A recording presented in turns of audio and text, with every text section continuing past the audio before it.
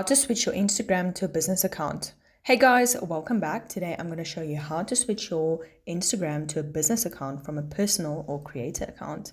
So right now you can see I have the professional dashboard and I'm on a creator's account. So to switch to a business, you can go to the top right corner, click on the three bars. Then you're going to click on settings and privacy. Okay. Scroll down to creator tools and controls. Click on that. Scroll down to switch account type. Click on that and it will give you the option to switch to a business account.